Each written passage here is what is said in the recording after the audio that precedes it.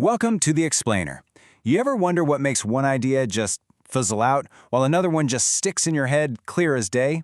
Today, we're going to deconstruct creativity by looking at how one single perfect prompt can build an entire hilarious world from just a few very specific words.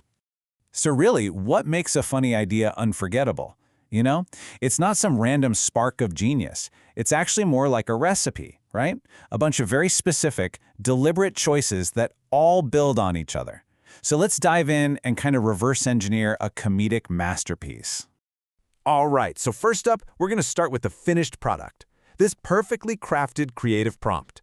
And by breaking this thing down piece by piece, we can see exactly how each ingredient works together to create this hilarious scene that just springs to life in your head. I mean, you read that and you can just see it, can't you? This is not just some vague idea about a funny cat. No way. This is a complete story. Right here, we've got a character with a real personality, a setting, a plot with a beginning, middle, and an end, and even a distinct visual style. All of that packed into just a couple of lines. Okay, so let's dig into the foundation here. How does this work so well? Well, it builds on a genre of comedy that's been making people laugh for over 100 years? The absolute core of this idea is just classic slapstick. And at its heart, slapstick is beautifully simple. It's just a character trying to do some normal, everyday task and failing in the most spectacular, over-the-top way you can imagine. I mean, think Charlie Chaplin or Tom and Jerry. Our little chef cat fits right into that tradition, perfectly. And this is just a brilliant illustration of that timeless three-act structure of physical comedy. So first you got the attempt. The cat tries to flip the pancake. Then, boom, the failure. The pancake sticks to its face. And finally, you get the reaction. The cat spinning around in circles. It's a perfect, exaggerated response. I mean, it follows the formula to a T. See, here's the crucial thing. A really great slapstick setup needs a character that is literally designed to fail. The comedy isn't something that just happens to them, it actually comes from who they are. And just look at these details. Every single one is a deliberate comedic choice. Clumsy? Okay, that's the setup. The reason for all the physical comedy. Round is super important. Psychologically, we just see round shapes as being softer, safer, more playful, right? It makes the cat's movements feel funnier, more wobbly. And the tiny chef's hat? That's just a brilliant little touch of absurdity that makes the entire scene that much more ridiculous.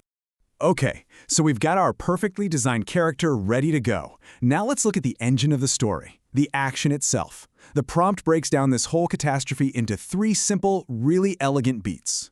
So it starts with something super simple and relatable. The cat tries to flip a pancake. I mean, we've all seen someone do that or tried to do it ourselves. It sets a really clear expectation in our minds, and that gets us ready for the twist. And here it is. This is the punchline. The predictable action leads to this totally surprising and hilarious failure. It's that subversion, that twist on what we expected to happen, that's exactly where the laugh comes from. And this is the payoff. The reaction isn't just a little stumble. No, it's a total escalation of the chaos. That final image, a cat blinded by its own breakfast, just spinning around helplessly, that's what makes the whole thing absolutely unforgettable. So the story is fantastic, right? But a great idea also needs a really defined look and feel. And what's great about this prompt is that it doesn't leave any of that to chance. It actually gives us a complete style guide to make sure the visuals totally match the comedic tone. I mean, look at this table. You can see just how specific these commands are. Exaggerated squash and stretch, that's the classic language of cartoons, right? It lets you have these physics-defying movements that feel so much more alive and impactful. It makes the comedy feel more visceral.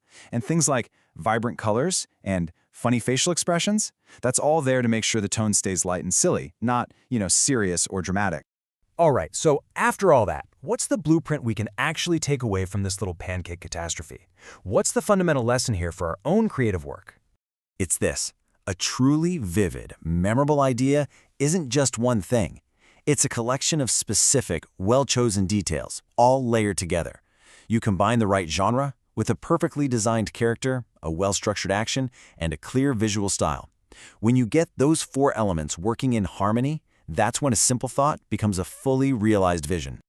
And look, this framework, it's not just for writing funny prompts about cats, not at all. Whether you're designing a product, planning a presentation, or telling any kind of story, it really does all come down to the details. So the real question to leave you with is this. What specific, deliberate choices are you going to make to turn your next good idea into something truly great?